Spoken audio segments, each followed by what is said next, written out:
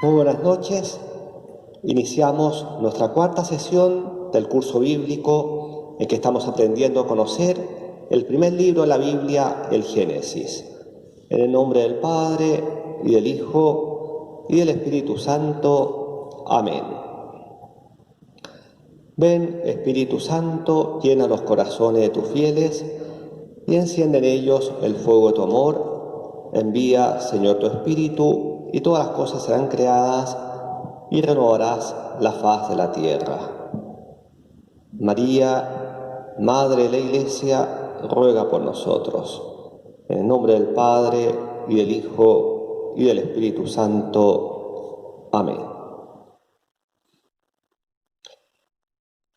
Estamos viendo la primera parte del libro del Génesis. ¿Se acuerdan la primera parte hasta el capítulo 11? Y dentro de esta primera parte nos detuvimos con especial cuidado en los 3 primeros capítulos. Los 2 primeros, la creación, y el tercero, el pecado original. Ahora vamos a ver del capítulo 4 al 11, para terminar con la primera parte del Génesis. En una mirada general, ¿cuál es el gran tema de estos 7 capítulos? El gran tema es esa creciente corrupción de la humanidad después del pecado original. El pecado original que marcó ante todo la ruptura del hombre con Dios, la ruptura de esa armonía original en la cual el hombre fue creado, va a marcar toda la historia humana como una historia marcada por el pecado. A la luz de Cristo sabemos una historia también marcada por la gracia, también marcada por el amor de Dios. Pero estos primeros capítulos, el énfasis está dado en los estragos, por así decir, que el pecado original causó en la historia. Es como una avalancha de nieve que se va engrosando. Y así vamos a ver esa creciente corrupción de la humanidad, especialmente en torno a 3 historias. La historia de Caín y Abel, la historia del diluvio universal, en la que nos vamos a detener un poco más, y la historia de la Torre de Babel. Como ya les dije en una de las primeras sesiones, en estos capítulos también vamos a encontrar muchas genealogías, con nombres que a nosotros nos suenan extraños. Ahora, estas genealogías no tenemos que entenderlas en un sentido histórico, ni mucho menos, sino es un recurso del autor sagrado para llenar esos intervalos que hay entre los distintos episodios narrados. Así, por ejemplo, la primera gran genealogía es para llenar todo ese arco que va desde la creación hasta el diluvio. Probablemente el autor sagrado tomó nombres que estaban en la tradición del pueblo de Israel, pero repito, no tenemos que entenderlas en un sentido histórico. Pasemos al primero de estos cuadros, la historia de Caín y Abel. Escuchemos el relato que está en el capítulo 4 del Génesis. Tuvo relaciones el hombre con Eva, su mujer, que concibió y dio a luz a Caín, y dijo: he adquirido un varón con el favor de Yahvé. Volvió a dar a luz y tuvo a Abel, su hermano. Fue Abel pastor de ovejas y Caín labrador. Pasado algún tiempo, Caín hizo a Yahvé una oblación de los frutos del suelo. También Abel hizo una oblación de los primogénitos de su rebaño y de la grasa de los mismos. Yahvé miró propicio a Abel y su oblación, mas no miró propicio a Caín y su oblación. Por lo cual se irritó Caín en gran manera y se abatió su rostro. Yahvé dijo a Caín: ¿por qué andas irritado y por qué se ha abatido tu rostro? No es cierto que si obras bien podrás alzarlo, mas si no obras bien, a la puerta está el pecado acechando, como fiera que te codicia y a quien tienes que dominar. Caín dijo a su hermano Abel: vamos afuera. Y cuando estaban en el campo, se lanzó contra Caín su hermano y lo mató. Yahvé dijo a Caín: ¿Dónde está tu hermano Abel? Contestó: No sé. ¿Soy acaso el guardián de mi hermano? Replicó Yahvé: ¿Qué has hecho? Se oye la sangre de tu hermano clamar a mí desde el suelo. Pues bien, maldito seas lejos de este suelo, que abrió su boca para recibir de tu mano la sangre de tu hermano. Aunque labres el suelo, no te dará más fruto. Vagabundo y errante serás en la tierra. Entonces dijo Caín a Yahvé: Mi culpa es demasiado grande para soportarla. Si hoy me echas de este suelo, habré de esconderme de tu presencia, convertido en vagabundo errante por la tierra, y cualquiera que me encuentre me matará. Yahvé le respondió: Al contrario, quien quiera que matare a Caín, lo pagará 7 veces. Y Yahvé puso una señal a Caín para que nadie que lo encontrase lo atacara. Caín dejó la presencia de Yahvé y se estableció en el país de Nod, al oriente de Edén. Es una historia bastante conocida que nos muestra en primer lugar, después de la rebelión del hombre contra Dios, el pecado original, como consecuencia viene la rebelión del hombre contra el hombre, los hermanos que se disputan, y vemos lo trágico de la historia del crimen, el asesinato de Caín, de su hermano Abel. ¿Cuál fue el pecado de Caín? Fue la envidia. ¿Y la envidia qué causó en él? La envidia causó una gran tristeza, andaba cabizbajo, y del momento en que él deja entrar en su corazón la envidia y la tristeza, nos decía el texto sagrado que el pecado ya acechaba a su puerta. Bueno, y Caín derrama la sangre de su hermano Abel. Son varios temas importantes que aparecen acá, ya un tema que se va a insinuar y que lo vamos a ver en muchos lugares de la Biblia: el hermano menor prefirió al mayor. Lo vamos a ver en la historia de Esaú y Jacob, y de alguna manera también los hijos de Jacob, con José y Benjamín. Y de hecho, la descendencia de los patriarcas va a seguir por el tercero, los hijos de Adán, que va a ser Set. Ahora, una vez que por envidia, dejando lugar al pecado en su corazón, Caín mata a su hermano Abel, Dios le echa en cara la sangre de su hermano, y cuando le pregunta por él, Caín responde: ¿acaso soy yo el guardián de mi hermano? Es una frase que muestra, por una parte, el egoísmo, el individualismo que ya se insinúa en la historia humana, ¿no? De alguna manera Caín se desentiende de su hermano, pero en clave cristiana sabemos que somos todos guardianes de nuestros hermanos, somos corresponsables los unos de los otros. La sangre de Abel clama a mí, le dice Dios a Caín. Es decir, Dios se hace de alguna manera garante de la sangre del justo. La sangre de Abel es la primera sangre de un hombre justo que aparece en la historia bíblica, que de alguna manera está ya anunciando la sangre de Cristo, el justo por excelencia. ¿En qué termina esta historia? Dios maldice a Caín, es fuerte la expresión, o la maldición. Caín llevará a partir de entonces una vida de vagabundo, una vida errante. Pero a la vez, una cosa también interesante, la marca de Caín, esa señal que Dios coloca sobre él, que muestra que por mucho que haya sido un homicida, no pierde la imagen divina, y Dios lo protege de alguna manera con esta marca para que los hombres no se venguen de él. Es decir, ya vemos acá los fundamentos del derecho humano, que son siempre un dique contra la venganza. Por muy malo que haya sido Caín, de alguna manera Dios lo protege, no pierde la imagen divina.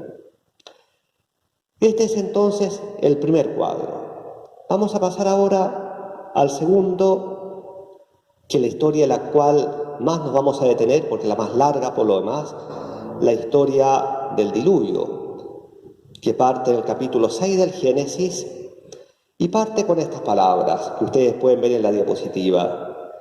Yahvé vio que la maldad del hombre en la tierra era grande y que todos sus pensamientos tendían siempre al mal.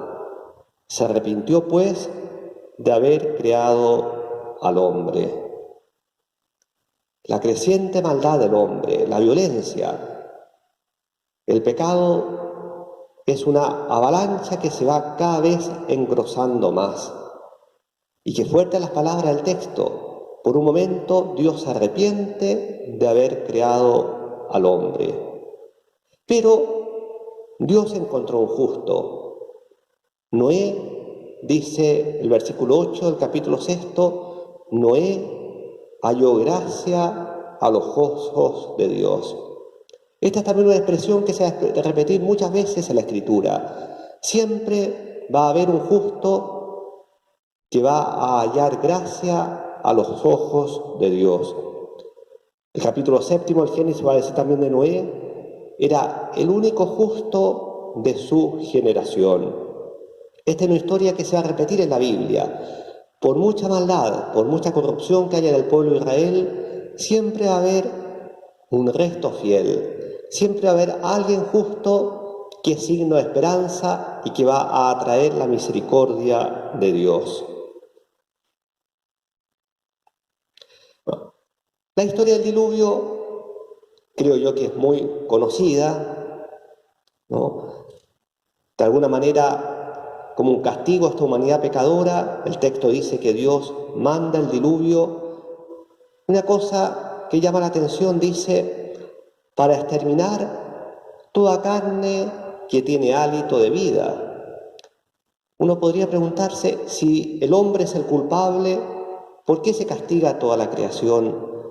Porque de alguna manera el hombre, si bien es la cumbre de la creación, hace también parte de ella y el pecado del hombre corrompe la creación misma. Es algo que vemos hoy día, ¿no? Cómo el pecado del hombre causa tanto estrago en toda la creación. La historia del diluvio es una historia que ha estado presente en las tradiciones de muchos pueblos de la tierra y especialmente en los pueblos de Babilonia, que fue de la Mesopotamia, el ámbito donde se escribieron y recogieron estos textos bíblicos. En Babilonia eran comunes las grandes inundaciones. Parece que cuando el Tigris, que era el gran río que atravesaba esas tierras, se inundaba, causaba tremendos estragos. Y de ahí surgió esta leyenda del diluvio que, como ya lo sabemos, respecto a estos primeros 11 capítulos del Génesis, que como decir son la prehistoria de la humanidad, no lo debemos entender en un sentido histórico literal, pero sí ver cuál es el gran mensaje que Dios nos quiere transmitir. Entonces, Dios decide castigar a la humanidad, no solamente a la humanidad, sino también a la creación, pero como había un justo, hay también esperanza. Y Dios le dice a Noé, contigo estableceré mi alianza. Es decir, de alguna manera se perfila la justicia y la misericordia de Dios, la malicia del hombre, pero la salvación del justo. Y de hecho, mucho después, en el Nuevo Testamento, cuando el autor de la carta a los Hebreos, en el capítulo 11, famoso, nos hable de la fe y empiece a dar esos grandes modelos de la fe, va a aparecer la figura de Noé, como ese hombre de fe que creyó en Dios, que se fió en Dios. La historia del diluvio es conocida, como Noé construye el arca, hace entrar a una pareja de todos los seres vivos El diluvio va a durar 40 días. Se introduce acá por primera vez en la Biblia el número simbólico de 40 que va a aparecer en muchas otras ocasiones.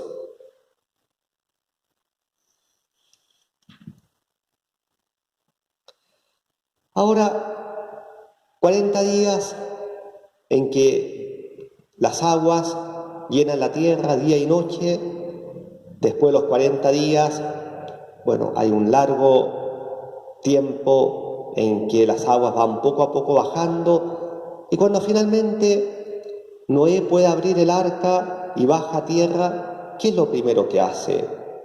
El capítulo 8 dice que construyó un altar y ofreció un sacrificio a Dios. Ya segunda vez que aparece la idea del sacrificio que se ofrece a Dios. Lo vimos recién con Abel. Abel ofreció una ofrenda de su ganado que fue agradable a los ojos de Dios, y lo mismo hará Noé como una manera de agradecer y adorar a Dios, que ha dado un nuevo comienzo a la humanidad. Y acá dice en el capítulo 8 una frase bien importante. Dios le dice a Noé: nunca más volveré a maldecir el suelo por causa del hombre, porque las trazas del corazón humano son malas desde su niñez. Una parte, la esperanza, nunca más volveré a maldecir el suelo, pero a la vez una mirada un poco pesimista del hombre. Las trazas del corazón humano son malas desde su niñez. Es como si Dios se resignara a que el hombre está corrompido, a que su corazón tiende al mal. Y si hacemos experiencia, en el fondo tenemos que decir con tristeza que esto es cierto. El pecado original dejó en nosotros esa inclinación al mal, esa tendencia al mal, lo que se llama la concupiscencia. Pero gracias a Dios, la historia no termina acá. Todavía no aparece en el Génesis esto, pero justamente en la medida que avance la historia de la salvación, Dios en realidad no se resigna a que el hombre quede tan corrompido. Y por eso que la gran obra de Jesucristo y del Espíritu va a ser la renovación del corazón del hombre, ese corazón nuevo que llevan a anunciar los profetas.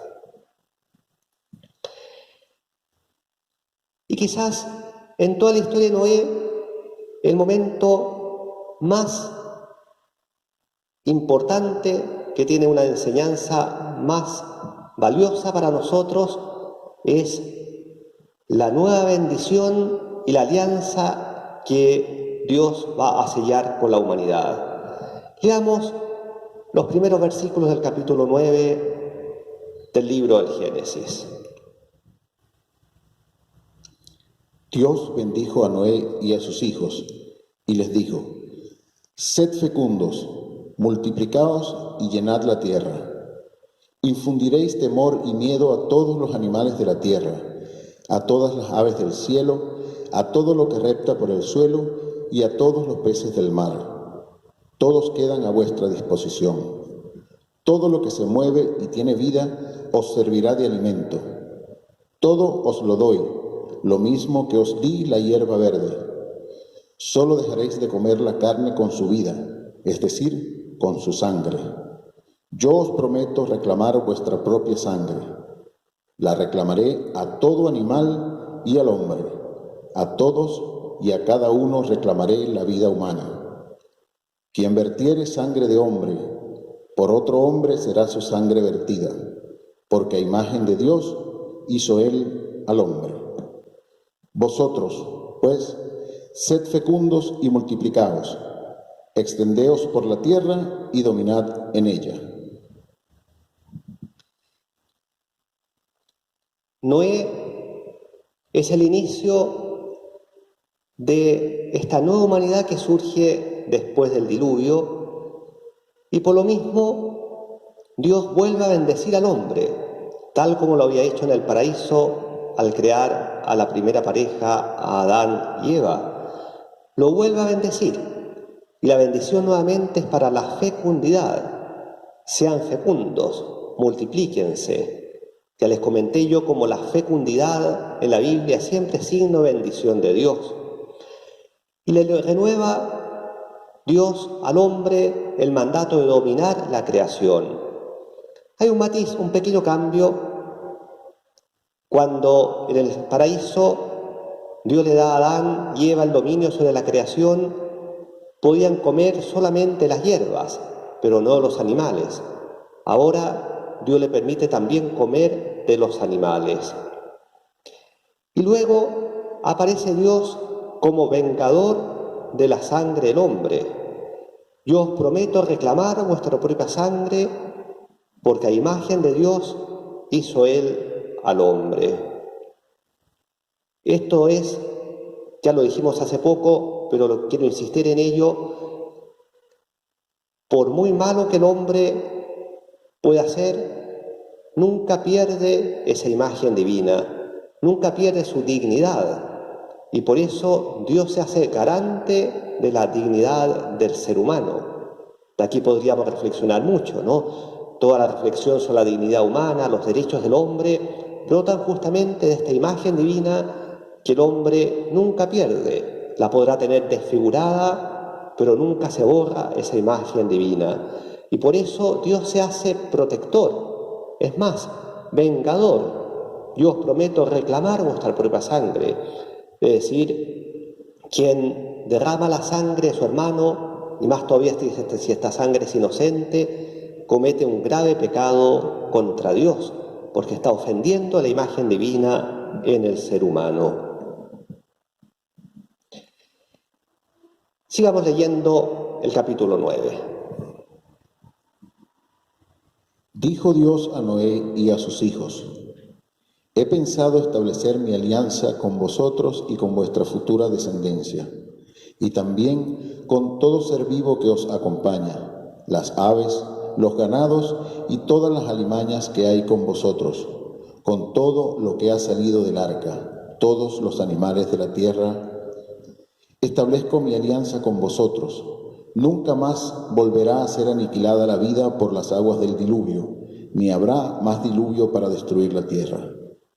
Dijo Dios: Esta es la señal de la alianza que establezco para futuras generaciones entre yo y vosotros, y todo ser vivo que os acompaña.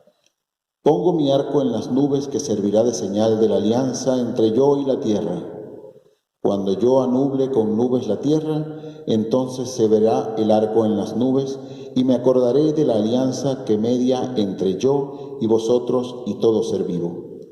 Ya no habrá más aguas diluviales que exterminen la vida, pues en cuanto aparezca el arco en las nubes, yo lo veré y me acordaré de la alianza perpetua entre Dios y todo ser vivo, toda la vida que existe sobre la tierra. Reiteró Dios a Noé: Esta es la señal de la alianza que he establecido entre yo y toda la vida que existe sobre la tierra. Aparece aquí el concepto de la alianza, concepto clave de todo el Antiguo Testamento, uno de los conceptos más importantes, tanto así que, como ustedes saben, la palabra testamento es sinónimo de alianza. En el Antiguo Testamento hay 3 alianzas que Dios sella con los hombres. Esta es la primera, la de Noé. Después va a venir la de Abraham, que la vamos a ver también en este curso, y después la de Moisés, que está en el libro del Éxodo.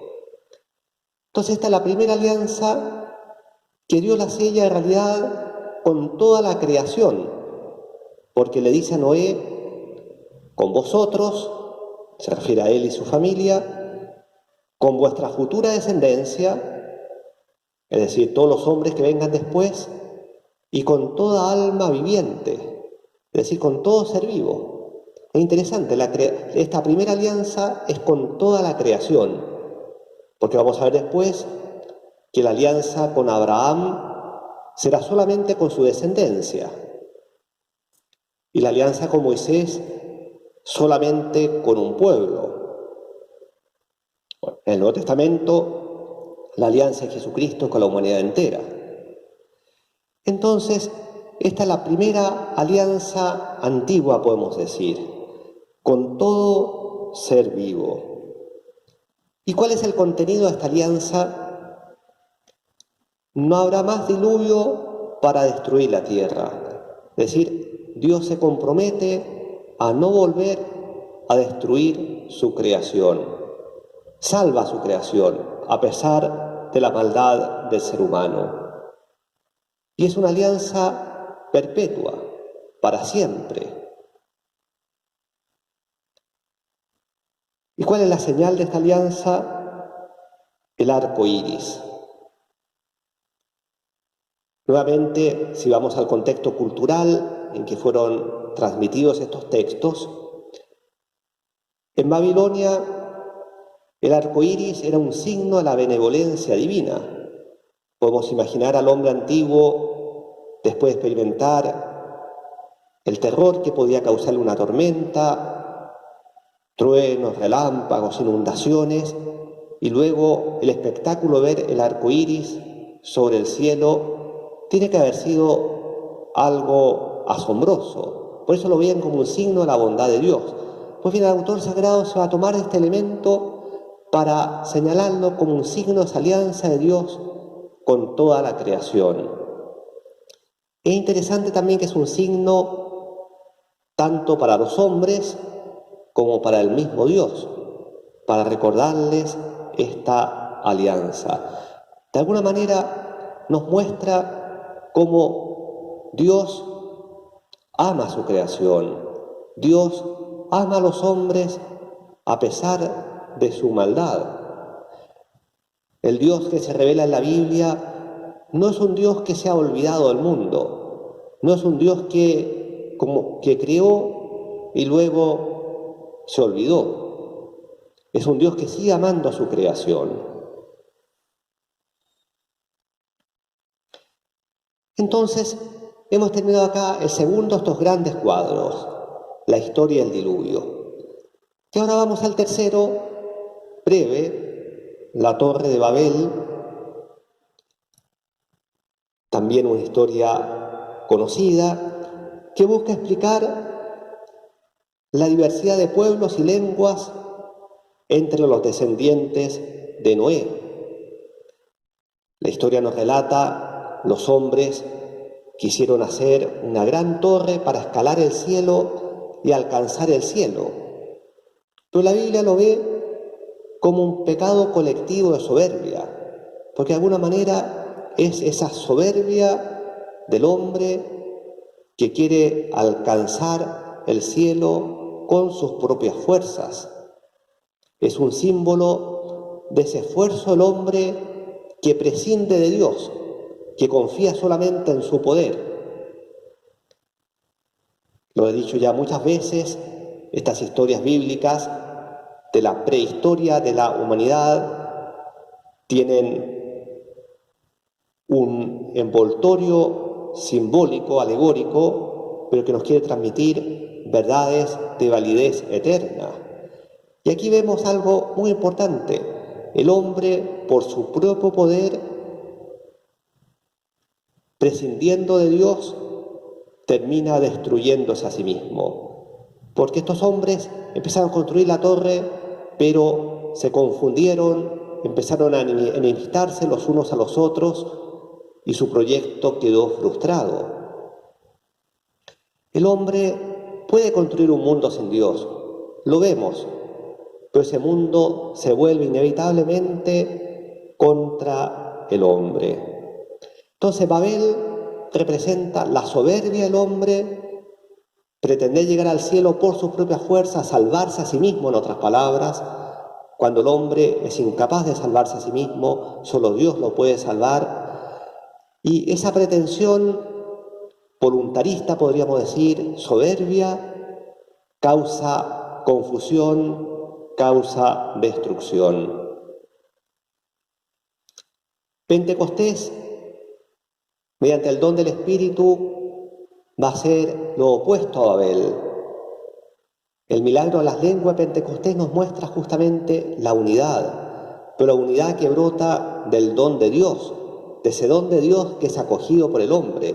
Y por eso el día de Pentecostés, el gran milagro es que hombres que provenían de naciones y lenguas muy diversas pudieron entenderse los unos a los otros. Ese es la unidad que es un don de Dios, y al contrario, la soberbia del hombre produce solo división. Terminamos aquí entonces el tercero de los cuadros que nos muestran estos capítulos del Génesis del pecado y la corrupción del hombre. Entonces, recapitulando, podemos decir, el pecado original produjo esa ruptura radical en la naturaleza humana. A partir de entonces, el mal se expande, el corazón del hombre se corrompe, la humanidad se llena de violencia. Lo vemos, Caín que mata a su hermano Abel, el diluvio con esa corrupción de toda la humanidad y la torre de Babel. Pero, a la vez, Dios no abandona totalmente a la humanidad. La imagen divina no se pierde. Dios, si hay un justo, puede empezar de nuevo. Dios sella la alianza con la humanidad. Y termino en el último capítulo de esta parte, el 11, aparecen los descendientes de Noé. Noé tuvo 3 hijos, Sem, Cam y Jafet. De Sem, de ahí vienen los semitas. De Sem va a descender Teraj, el padre de Abraham. Y aquí vamos a entroncar con el comienzo propiamente de la historia de la salvación, con la llamada a Abraham que vamos a ver en la sesión siguiente. Como ustedes pueden ver acá en el mapa, Abraham, Teraj, su padre, vivían en Ur de Caldea, y el capítulo 11 del Génesis nos muestra una primera migración. Teraj con Abraham y otros familiares van a emigrar a Harán, allá en el norte de la Mesopotamia. Bueno, esto solo para introducir la segunda parte del Génesis que comenzaremos en la sesión siguiente. Estamos ya en los albores de la historia del pueblo de Israel, cuando Dios va a llamar a Abraham. En realidad, la historia de la salvación comienza ya desde el primer anuncio, el protoevangelio que vimos después de la caída de nuestros primeros padres. Pero con Abraham va ya a empezar la historia, podemos decir, de amor de Dios con un pueblo preparando la futura salvación de la humanidad. La tarea. Bueno, en esta sesión yo me salté muchos detalles que no había tiempo de verlos, pero hay un personaje enigmático que no lo nombré, pero se los dejo de tarea estudiarlo, Enoc. Entonces ahí vean ese texto y anoten 3 características de Enoc. También lean en Hebreos lo que dice Noé. Y finalmente, probablemente les ha quedado más de alguna duda. Formulen una pregunta con alguna duda, me la envían y yo se la respondo. Y para preparar la sesión siguiente, lean los capítulos del Génesis del 12 al 17. Gloria al Padre, y al Hijo, y al Espíritu Santo, como era en el principio, ahora y siempre, por los siglos de los siglos. Amén.